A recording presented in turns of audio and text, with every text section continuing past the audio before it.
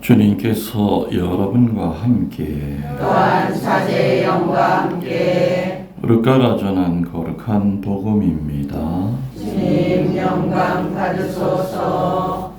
9장 11절에서 17절 말씀입니다. 그때 예수님께서 군중에게 하느님 나라에 관하여 말씀해 주시고 필요한 이들에게는 병을 고쳐주셨다. 날이 저물기 시작하자 12 제자가 예수님께 다가와 말하였다.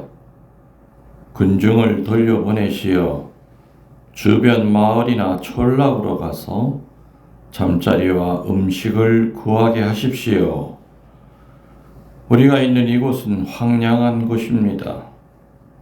예수님께서 너희가 그들에게 먹을 것을 주어라 하시니 제자들은 저희가 가서 이 모든 백성을 위하여 양식을 사오지 않는 한 저희에게는 빵 5개와 물고기 2마리밖에 없습니다 하고 말하였다. 사실 장정만도 5,000명가량이나 되었다. 예수님께서는 제자들에게 이르셨다. 대충 50명씩 떼를 지어 자리를 잡게 하여라. 제자들이 그렇게 하여 모두 자리를 잡았다. 예수님께서는 빵 5개와 물고기 2마리를 손에 들고 하늘을 우러러 그것들을 축복하신 다음 떼어 제자들에게 주시며 군중에게 나누어 주도록 하셨다. 사람들은 모두 배불리 먹었다. 그리고 남은 조각을 모으니 12광줄이나 되었다. 주님의 말씀입니다. 그리스도님 참여합니다. 참 예수님, 주님의 이름으로 평화를 빕니다. 아멘. 오늘 미사 온 우리 카페 방은 인천방입니다. 인천방 교우분들이 35명 이렇게 오셨습니다. 여러분들 옷을 사든 뭘 하든 보증서라는 게 있죠. 그죠? 개런티라고 그러죠. 차도 몇 년 보증한다. 보증서가 없이 물건을 사면 좀 어떨까요, 마음이? 좀 불안하겠죠, 그죠? 이거 만일에 고장 났는데도 보증서가 없어. 이거 어떡하지? 보증서가 되게 중요한 거예요. 자, 여러분들이 분명히 보증서가 중요하다는 걸 알고 계시죠? 그러면 우리가 천국 가는데 확실한 보증서가 있어야 돼. 천국 가는 보증서가 뭐 있을까요? 그 보증서만 들면 우리가 천국 갈 수 있어. 뭐 있어요? 그냥 나오는 대로 그냥 떠들어봐요. 맞든 안 맞든. 세례받는 거 또 그거 하나뿐이에요? 세례만 받으면 다 천국 가요? 아니에요. 하느님 말씀대로 사는 거. 하느님 말씀대로 사는 거. 또 죽기까지 하는 첫 번째로 모십니다. 죽기까지 하느님 첫 번째로 모시는 거. 좋은 얘기들은 뭐 다 나오겠죠. 뭐 하다 보면. 교우들이 그냥 사과를 보더라도 위에서 보는 모습 다르고 옆에서 보는 모습 다르고 다 다르죠. 그래도 분명히 사과의 한 일부분은 분명히 얘기하고 있는 거 맞아요. 얘기하신 거 세례받아야 된다. 주님 첫째 자리 모시고 살아야 된다. 하느님 말씀대로 살아야 된다. 좀 다 맞는 말들이에요. 사제는 그거를 정리해 줘야 될 필요가 있죠. 신자들이 확실히 알게끔. 얼치기로 알고 있는 건 잘 모르는 것만 못해요. 잘못하면 선무당이 사람 잡는다. 그런 말이 있듯이 마태복음 28장 20절에 그 보증서에 대한 얘기가 나와요. 마태복음 28장 20절에 뭐라고 나오냐? 내가 세상 끝날까지 너희와 함께 있겠다고 나와요. 세상 끝날 때까지 너희가 아니라 우리 각자 나와 함께 계시겠다. 그러면은 위드가 뭐와 같이 있겠다 하는 얘기도 성경에 다 나와요. 첫 번째, 성체와 함께 있겠다. 세상 끝날까지. 두 번째, 성령과 함께 있겠다. 세 번째, 성경과 함께 있겠다. 네 번째, 나의 어머니 성모님과 함께 있겠다. 이거를 거룩한 네 가지의 거룩한 것, 사성이라고 그래요. 그래서 주님은 세상 끝날 때까지 내가 죽기 직전까지 나와 함께 계실 것인데 그 네 가지와 함께 같이 있겠다는 얘기예요. 첫 번째 성체와 함께, 두 번째 성령과 함께, 세 번째 성경, 다시 말하면 말씀과 함께, 그죠? 네 번째 성모님과 함께. 사성 안에 계시겠다 그 뜻이에요. 예수님이 우리와 함께 계시는데 어디에 녹아들어서 계시겠는가? 성체 안에 내가 있어. 너 세상 죽기 전에 마지막 성체 영화잖아. 그죠? 우리 다 그 영화죠? 성체 안에 내가 너와 함께 있겠다. 성령 안에 내가 너와 함께 있겠다. 말씀 안에 내가 너와 함께 하겠다. 성모님 안에 내가 너와 함께 하겠다. 이게 바로 우리들이 구원받는 보증서예요. 이런 보증서 있죠, 그죠? 우리 행복하죠? 이 네 개 중에서 성체, 성령, 말씀, 성모님 다 하나같이, 언어가 하나같이 덜 중요하고 더 중요한 거 없습니다. 근데 오늘은 무슨 대축이래요? 성체, 성일 대축이기 때문에 포커스를 성체에다 한번 맞춰보자 이거죠. 가톨릭의 중심은 성체라고 해도 틀린 말입니까? 아니면 맞는 말입니까? 맞는 말이죠. 가톨릭의 중심은 성체고 성모 신심은 울타리예요. 동의하십니까? 네. 예, 동의하시죠. 암브로시오 성인이 그런 얘기를 했어요. 빵이 어떻게 예수님의 몸으로 변하는가? 그것은 축성에 의해서다. 뭐에 의해서? 축성에 의해서다. 예수님의 말씀으로 그 축성은 이루어진다. 그래서 사제가 미사 때 너희는 모두 이것을 받아 먹어라 하면서, 그죠? 지금은 이건 밀가루죠. 어느 수녀님들이 만든 밀가루예요. 그렇지만 이따가 이 제병을 들고 너희는 모두 이것을 받아 먹어라. 또 포도주를 들고 받아 마셔라. 그 말할 때는, 그때는 인간 사제가 말하는 것이 아니라 그 안에 예수님의 인격이 그 말씀을 사제의 입을 통해서 하시는 거다. 그래서 실제로 주님의 몸으로 바뀌는 거죠. 며칠 전에 어느 형제가 오셔서 같이 이제 차를 마셨는데 그분은 세례받은 지 불과 1년이 안 돼요. 근데 그렇게 열심히 해.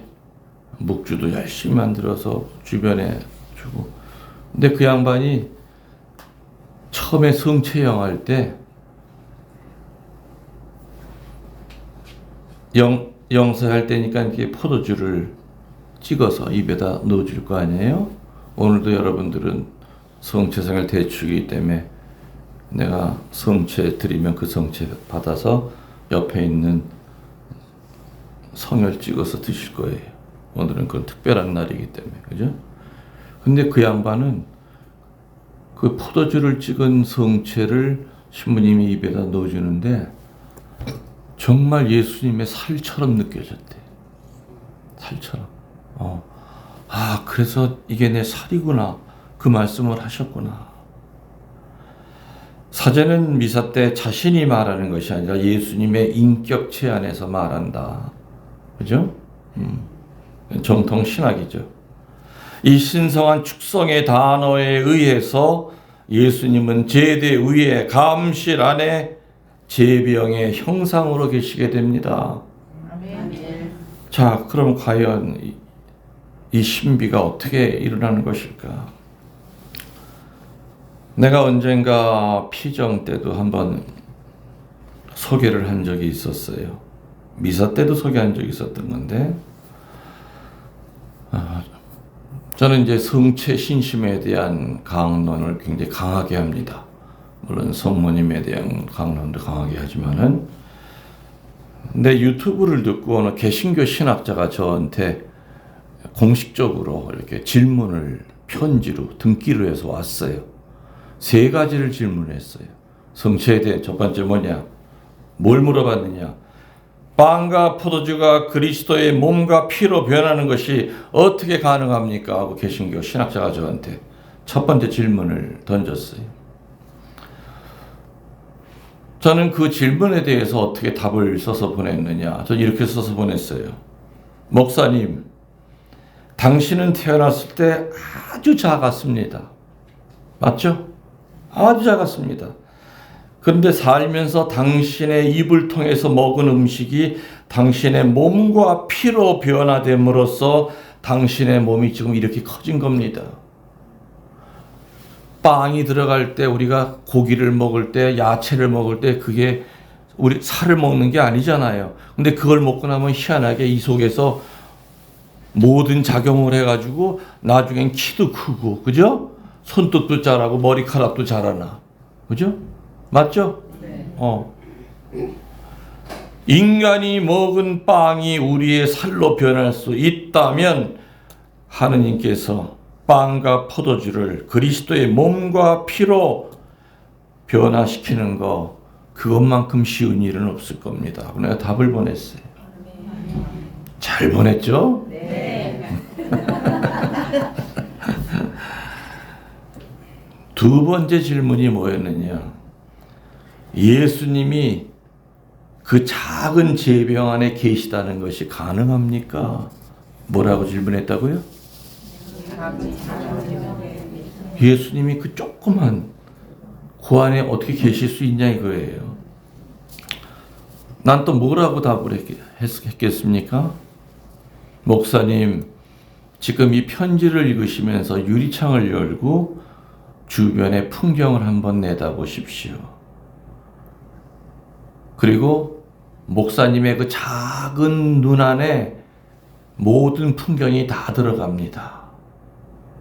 당신의 작은 눈 안에 저 넓은 풍경이 가득 들어가 있듯이 이렇게 영상으로도 되는 일을 하느님께서 하실 수 없겠습니까? 우리 눈 안에 모든 거 다 들어가 있죠? 밤에 보면 별도 보이고, 그죠? 물론 황반변성 걸린 사람은 여기 쫓겠지만 건강한 사람은요 실기저와 저기까지 다 보여요, 그죠? 이 작은 눈 안에 이 넓은 영상이 다 들어와 있듯이 하느님이 그 작은 제병 안에 당신 몸을 못 집어넣겠느냐 이거야. 말 내가 제대로 했어요, 안 했어요?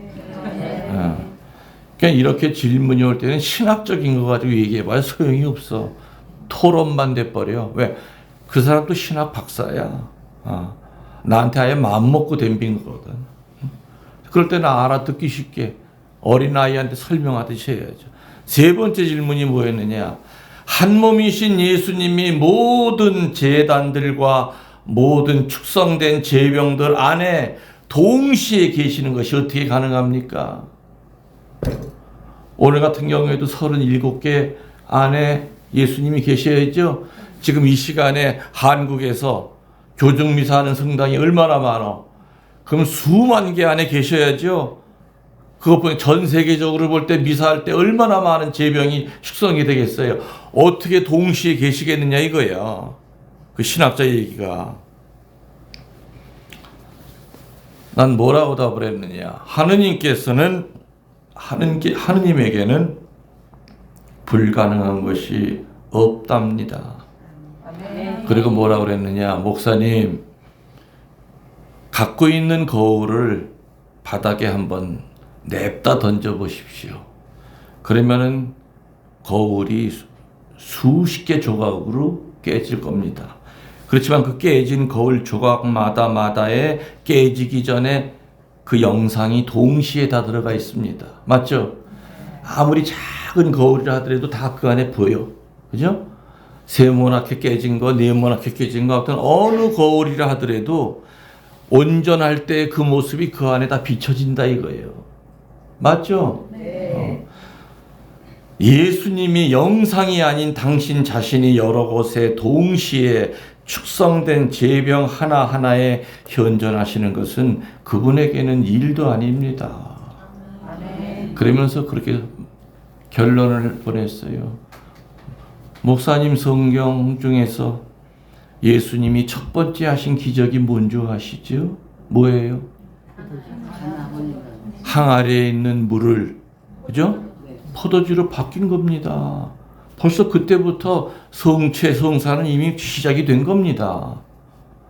물을 포도주로 바뀌었던 그분이 일반 포도주를 당신의 피로 만드는 게 불가능하겠습니까? 그래서 답을 보냈어요. 답을 보냈더니 너무 감동을 받았다. 신부님의 그 예화에 자기는 토론을 벌이려고 했대요. 공개적으로. 신학 토론을 벌이고 싶어서 자기는 준비를 다 하고 있었는데 세상에 애기 달래듯이 이렇게 써보낸 걸 보니 할 말이 없더래. 그리고 하나 생각해보면 다 맞는 얘기더래. 어떻게 쉽게 이렇게 설명을 할까? 그래서 주모님, 제가 쓴 책입니다. 책 몇 권을 보내왔더라고. 지금 가지고 있지만은 존경하는 신부님 많은 거 배웠습니다 하면서 성체에 대한 거 다시 한번 생각하게 됐습니다.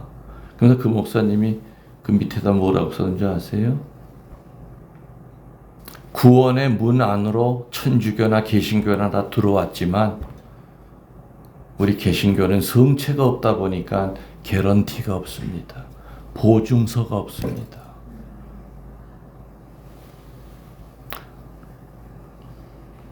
요한복음 6장 51절에서 57절에 보면은 예수님의 3대 유언 가운데 첫 번째 유언, 그것도 반복해서 7번이나 똑같은 얘기를 하신 게 나와요.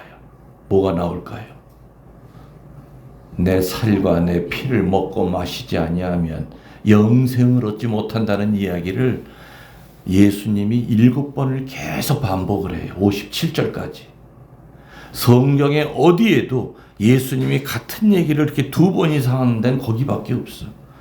그렇다면 얼마나 살과 피가 이게 귀중한 것이길래 예수님의 그 유언에 혹시라도 이걸 안 지킬까봐 내 살과 피를 먹고 마셔야 된다.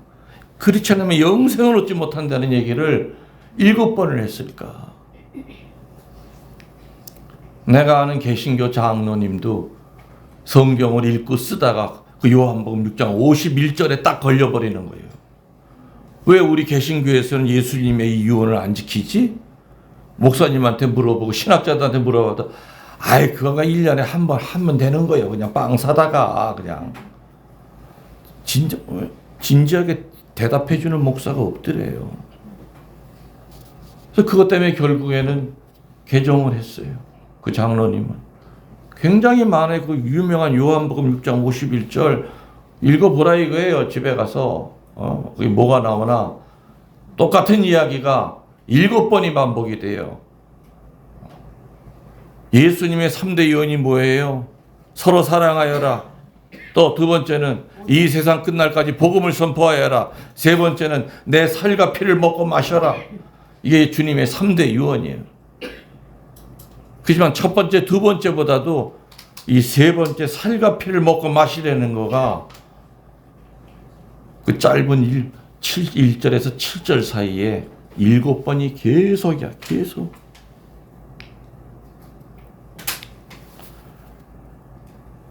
여러분들이 개신교 교우들과 성체 성사에 대하여 대화할 때 자매님 성경 많이 아시겠죠?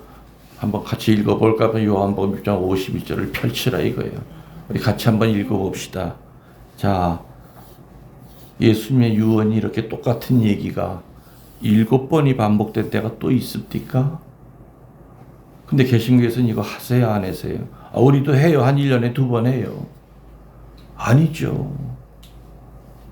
마틴 루터가 종교개혁하면서 없앤 거죠. 원래 마틴 루터는 안 없앴어요. 그 후계자들이 없앴지. 마틴 루터도 신부로 살았기 때문에 가톨릭의 칠성사만큼은 인간이 만든 제도가 아니라 예수님이 만든 제도라는 걸 알고 있었어요. 죽을 때 유언이 뭐였는데 가톨릭의 다른 건 다 없애도 고백성사와 성체성사는 없애지 말라고 그랬거든. 근데 그 후계자들 칼빈 이런 사람들 다 없애버린 거예요. 오로지 남은 건 세례성사 하나만 딱 남았잖아요. 감리교 같으면 견진까지 있어요. 나머지는 다 없애버린 거예요. 가장 중요한 거 2개를 다 없애버린 거예요. 이게. 그래서 개런티가 없는 거예요. 구원의 문 안으로는 다 들어와 있어. 왜? 하느님 말씀대로 살기 때문에. 개신교 신자도 우리보다 더 뜨겁게 살잖아요. 그래서 우리 입장에서 보면, 우리 가톨릭 신학 입장에서 보면은 우리 쪽에는 이런 개런티가 있는데 그분들한테는 성체가 없기 때문에 우리 가톨릭 입장에서 보면은 그렇게밖에 얘기할 수가 없어요. 개런티가 없다. 우린 개런티가 있는 것이다. 물론 이 지금 강론 목사님들도 많이 듣고 있는 거 제가 압니다. 좀 객관적으로 얘기를 드리는 거죠. 저는 뭐 혹시라도 뭐 듣고 계신 분 가운데서 뭐 토론을 하고 싶거나 그러신 분들이 계시면 토론 저 안 합니다. 이제 힘들어서.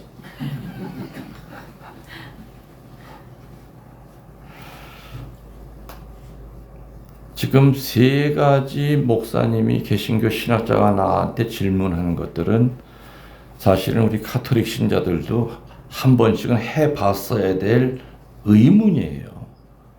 아까 얘기했잖아요. 얼치기로 알고 있는 것은 차라리 모르는 것만 못하다. 사도 토마가 의심쟁이라고 그랬죠. 근데 사도 토마는 확신에 이르기 위한 의심이었어요. 예수님을 멀리 하려고 배척하는 그런 의심이 아니라 확신에 이르기 위한 의심은 필요한 거예요. 그걸 통해서 우리의 땅이 더 굳어진다 이거죠. 그래서 뭐든지 신부님들한테 강론 들을 때 가끔 이 퀘스천 마크를 찍어야 돼. 그리고 뭐 기회가 되면 신부님한테 물어봐야죠. 아니면 요즘은 뭐 워낙에 뭐 좋은 책들도 많이 나와 있고 그러기 때문에 답을 찾아야죠. 궁금한 거에 대해서. 대충 넘어가는 것보다는. 성체 성사를 기적이라고 그러지 않고 신비라고 그래요. 여러분들 기적과 신비의 차이가 뭡니까? 기적은 검증이 가능한 거예요. 여기 들어올 때는 목발을 짚고 들어왔는데 미사 끝나고 나갈 때 목발을 버리고 갔어. 가능한 거죠. 짧아졌던 다리가 길어졌어. 의학적으로도 가능해요. 검증 가능한 것이 기적이지만 신비는 뭐냐? 전이나 후가 똑같아. 축성하기 전에도 이렇게 생겼었고 축성한 후에도 똑같이 이렇죠? 이게 신비야. 그래서 기적은 세상 사람들도 다 믿어요. 그렇지만 신비는 신앙이 없고 믿음이 없으면 절대 신비는 믿기가 어려워서 훨씬 더 믿음을 요구하는 것은 기적이 아니라 신비야. 그래서 우리는 신앙의 신비요 그러잖아요. 그죠? 신앙의 신비요. 이 신비라고 하는 것은 우리의 믿음을 통해서 영적 확신을 가져야 돼요. 소아 데레사 성녀 아시죠? 그분이 그런 얘기를 했어요. 나는 천국에서 주님을 직접 뵙고 있는 영혼들이 하나도 부럽지 않습니다. 그랬어요. 왜냐하면은 제 병의 형사 안에 계신 예수님을 늘 영할 수 있고 매일같이 그리고 늘 볼 수 있기 때문에 천국에서 예수님을 이렇게 마주보고 있는 그 영혼이 안 부럽다고 그랬어요. 대단한 성체 신심이죠. 우리도 그렇게 돼야 돼. 성체 영할 때마다 정말 내가 오늘 예수님이 이 죄인의 몸 안에 들어오시는구나. 오늘 나를 치유시키러 들어오시는구나. 내 안에 있는 어둠을 물리쳐 주시고 들어오시는구나. 또 소아데레사보다 훨씬 더 오래전에 살았던 유명한 또 성녀가 또 대데레사죠. 아빌라의 대데레사. 그 대데레사 성녀 뭐라 그러는지 압니까? 이분은 와닿는 얘기를 했어요. 내가 예수님이 살았던 그 시대에 살았다면 얼마나 좋았을까. 예수님을 따라다니면서 예수님의 얼굴도 직접 볼 수 있었고, 그죠? 오병이어의 기적, 오늘 복음에 나오죠. 그 빵의 기적에 수혜자가 될 수도 있었었고, 내가 예수님 시대에 살면서 막달라 마리아처럼 예루살렘 여인들처럼 예수님을 뒤에서 보필하면서 예수님과 이야기를 나눌 수 있었으면 얼마나 좋았을까, 이런 생각을 저는 수도 없이 많이 했었습니다. 그러나 성체 안에 계신 예수님이 우리 앞에 현존하고 계시지 않습니까? 저는 그래서 더 이상 바랄 것이 없습니다. 아멘. 2000년 전에 예수님을 직접 봤던 그 여인들이 부럽지 않다, 이 얘기예요. 대데레사 성녀는. 근데 소아데레사 성녀는 또 뭐라고 해요? 천국에서 예수님을 마주보고 있을 그 영혼이 안 부럽다고 그랬어. 성녀들답죠. 그 말을 할 수 있는 게.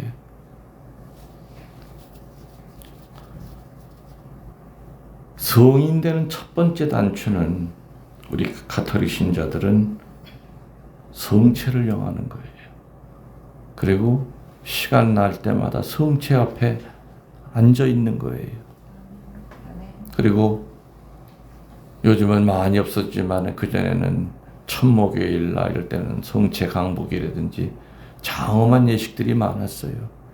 지금은 다 본당마다 없어지고 신학교에서조차도 신부들이 배우질 않고 나와. 그 옛날에 그 아름다웠던 것들을.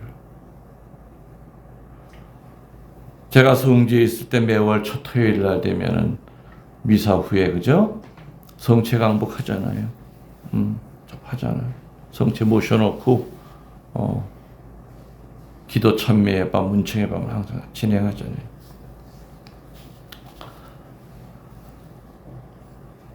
제가 90년대에 중국 선교를 모택동이 마오쩌둥이 죽고 난 다음에 등소평이가 왕이 됐죠. 그리고 등소평은 달러를 벌어들이기 위해서 중국을 50년 만에 문을 열었어요. 저는 이때 얼씨구나 해가지고 이제 팀을 짜가지고 10년 동안을 중국을 선교를 다녔어요. 5년 동안은 조선족, 5년 동안은 한족. 중국 선교할 때 중국인들 교우촌에 갔었는데 희한하게 모든 집의 문과 유리창이 동서남북에 관계없이 한쪽을 향해 나 있었어요. 그 문과 유리창이 난 그 방향이 어디냐? 성당이었어요. 그 이유는 중국이 공산화된 이후에 성당을 마음대로 갈 수가 없는 암흑시대예요. 그 성당을 들어가면 잡혀 들어가. 그러니까 집을 지을 때 항상 유리창과 문은 성당을 향해서 항상 유리창 안에서 성당을 바라보면서 성옥으면서 성체도 못 영하죠. 신부님들 다 잡혀 들어갔으니까. 그리고 공산당에 협조하겠다고 하는 신부들은 애국교회 이제 신부가 돼서 공산당 말을 들어야 되고 미사할 때 교황님 이름 부르면 안 되고 그런 시절이에요. 그 수백 년 된 교우촌인데 모든 집에 유리창과 문이 성당을 향해 나 있는 거예요. 성당을 못 가더라도 늘 성당을 바라보면서 십자가를 바라보면서 영성체가 주님의 몸이 내 혀에는 못 올라오더라도 신영성체하는 마음으로 그죠? 지금 내 안에 내 입술에 주님의 성체가 올라와 계셔. 신영성체거든.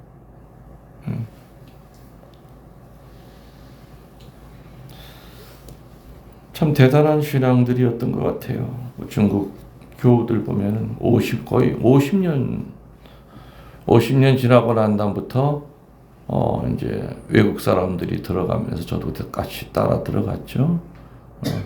그래서 뭐 거기에 얽힌 얘기들도 뭐 다 책으로 써도 몇 권이 될 겁니다. 아무튼 공산혁명 일어나서 문호가 개방되고 난 다음에 한국 신부를 내가 제일 처음 들어갔었어요. 선교하기 위해서. 그리고 특히 최양호 신부님, 김대건 신부님이 부재로 있던 소팔가자라고 하는 그 중국인 교우촌에 갈 때는 빨간 천에다가 황금 금시로 중국 사람들이 그런 거 좋아하거든요. 들어가서 제대 위에다가 딱 걸었죠. 뭐라고 써 있는 줄 압니까? 김대건 신부 추모 현양 묵상회라고 해가지고 4박 5일 동안 50년 만에 중국 사람들 피정을 처음 시켰어요.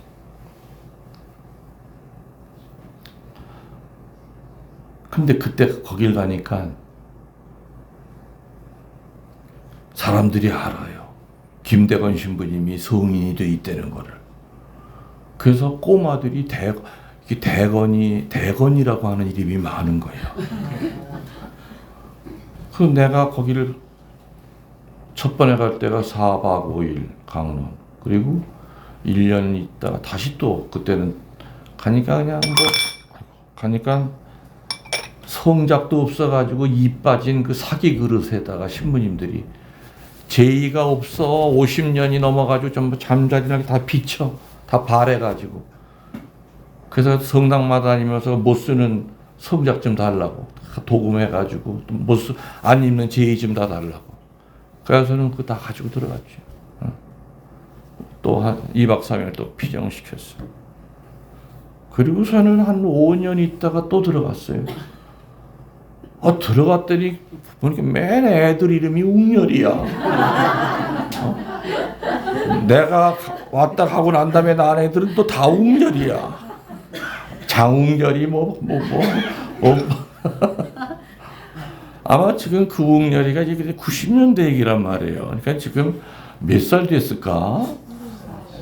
내가 96년도 그때 심양 95년도 다니까 몇 년 지난 거야 지금? 30 훌쩍 넘었겠네. 그쵸? 내가 봤을 때가 뭐 3살, 4살이었었으니까, 웅렬이가.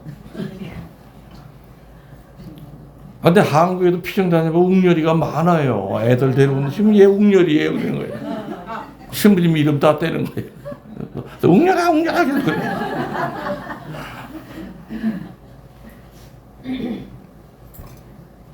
춘천에도 웅렬이 하나가 있는데, 걔는 성공했어. 걔는 신부 됐어. 하나 깐난 애기 때부터 내가 봤는데 웅렬이라고.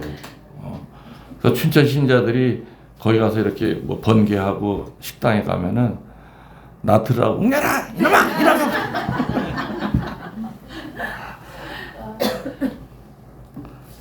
여러분들 성요한 돈보스코 성인 아시죠? 네. 그분은 그런 얘기 하셨어요. 여러분들은 주님께서 많은 은총 주시기 바랍니까? 그러면 그분을 자주 방문하세요. 당신이 은총을 조금만 받기 원하십니까? 그러면 가끔만 방문하세요. 당신은 마귀가 당신에게서 멀리 달아나기 원하십니까? 그럼 예수님을 자주 방문하세요. 성체조배는 마귀를 정복하기 위한 아주 중요한 방법이에요.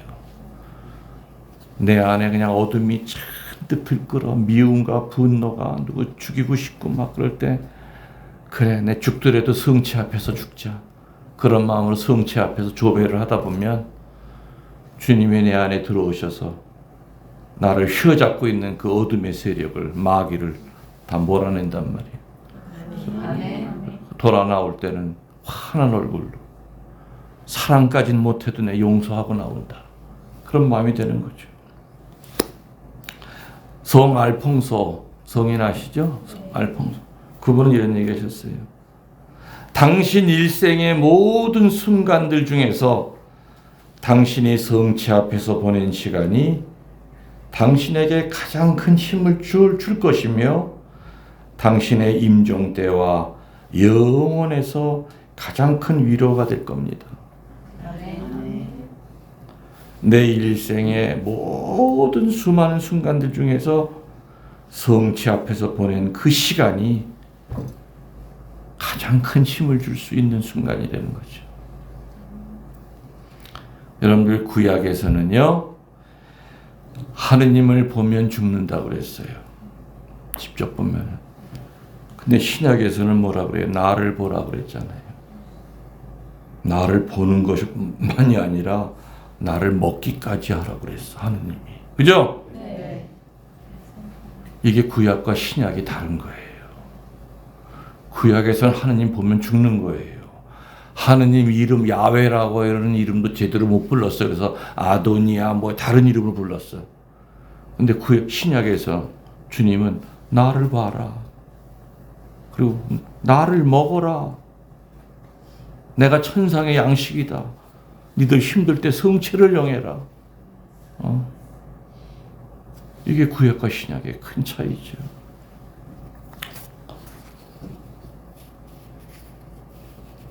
신학생 때는요, 제가 신학생 때도 성모 신심은 되게 강했던 것 같아요. 체험이 많았어요. 근데 성체는 그냥 다른 신학생들 가지고 있는 정도? 이론적으로도 아까 그 질문했던 거 있죠? 그것도 나 신학생 때 머릿속에 누구한테 물어보고 싶었던 얘기들이었어요. 그래서 아마 내가 묻고 내가 그 답을 알고 있었기 때문에 그 신학자가 물었을 때 내가 쉽게 대답을 할 수 있었던 거예요. 긴 시간 동안 나는 그 질문을 내가 스스로에게 했었어요. 야, 그 동시에 어떻게 전 세계에 있는 그 성체 안에 주님 계실 수 있을까? 예수님의 그 몸이 어떻게 그 조그만 데 들어갈 수 있을까? 어떻게 빵과 포도주가 피와 살로 바꿀 수 있을까? 이런 질문들은 신학생 때. 그래서 신학생 때는 성체에 대한 믿음이 뜨거웠다기보다는 의심이 훨씬 더 많았던 것 같아요. 궁금한 거. 너무너무 궁금했었어요. 그러다가 성체가 이런 거구나 하는 거를 언제 깨달았느냐. 군종 신부 때요. 대위 계급장 달고 장교로 강원도 원통이라고 하는 데를 이제 부임을 했어요. 거기는 군인들만 사목하는 것이 아니라 원통 읍내에 있는 사람들도 군정신부가 같이 돌봤어요.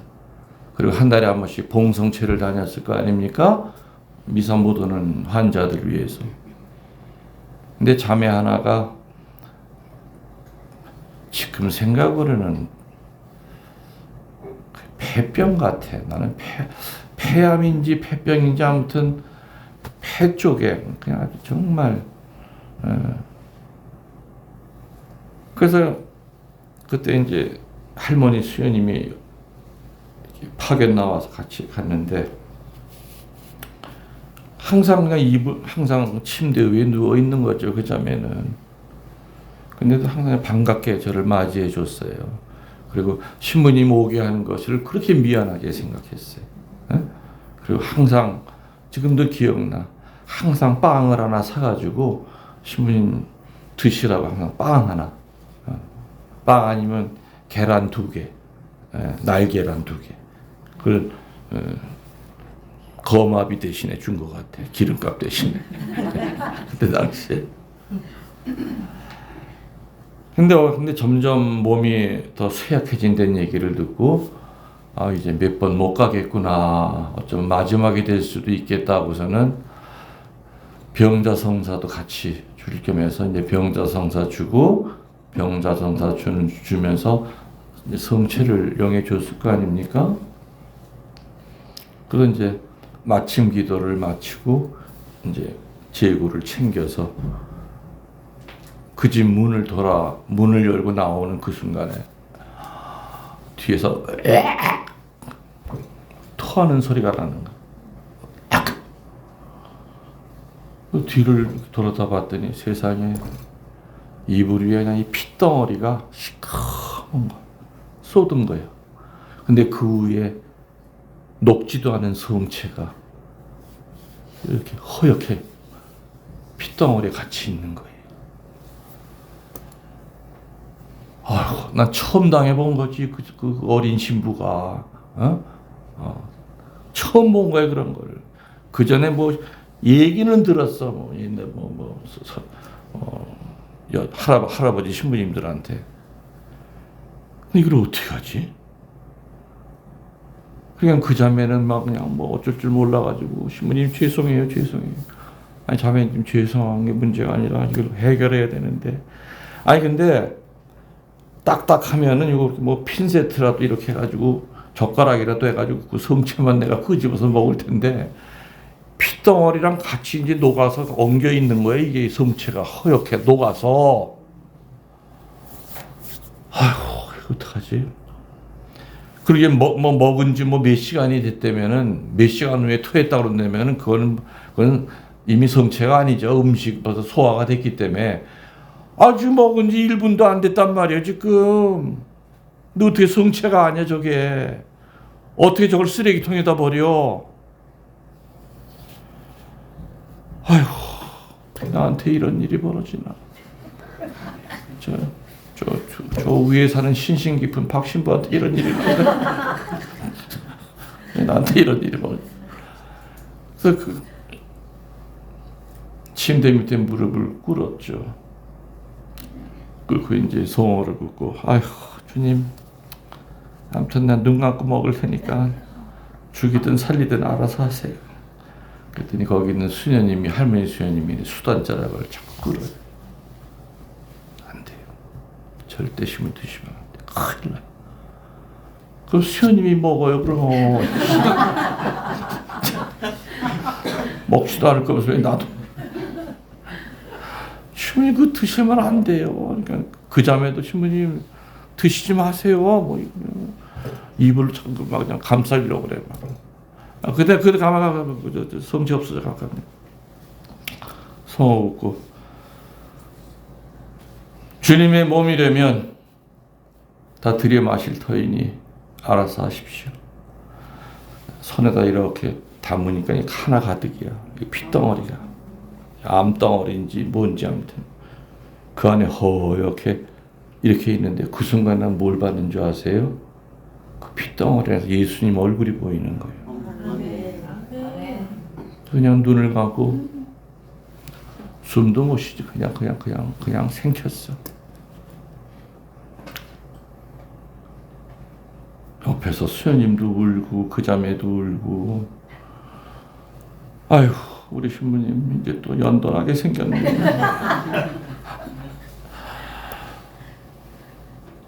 그리고 지금 몇 년을 내가 더 살았어. 얼마나 그게 84년도 얘기인데, 그죠? 지금 나 이 건강 검진해 보면 제일 건강한 게 폐야.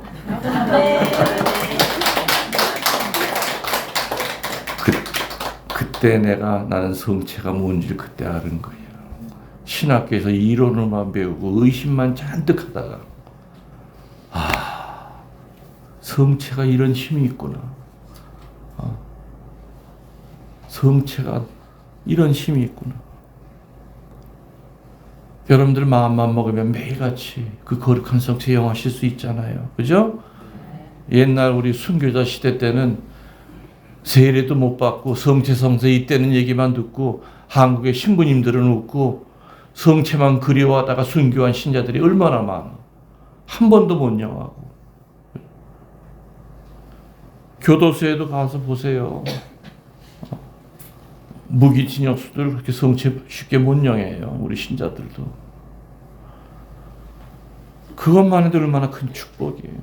그러니까 아까 소아들에서 성녀, 대들에서 성녀가 그 얘기를 하잖아요. 천국 영혼들 안 부럽다고. 왜? 성체가 있기 때문에. 대들에서 성녀 뭐라 그래요? 2000년 전에 주님 봤던 그 자매님들 안 부럽다고. 성체가 있기 때문에. 그죠? 오늘도 주님이 내 살간에 내 피를 먹고 마셔라 했던 그 최후의 만찬의 그 신비가 오늘도 이 미사 중에 이제 일어날 거죠? 아멘. 또 오늘아 수많은 성인 성녀들이 기운을 이렇게 보내고 있을 거예요. 오늘 초대받아서 온 너희들이 성체영할 때 분심 잡념 안 들 수 있다. 안 들게끔 울타리를 막아줄 거예요. 그래서 정말 성체만 열심히 영해도 내가 볼 때는 거의 다 치유가 된다고 봐요. 오늘 성체 성령을 이렇게 좋은 축일날 이곳에 초대받은 거 하나님께 감사드리면서 앞으로도 특별히 성체에 대한 신심 또 그 울타리인 성모 신심 소홀히 하지 않도록 합시다. 우리의 신앙을 고백하겠습니다. 전능하신 천주 성부 천지의 창조주를 저는 믿나이다. 성령으로 인하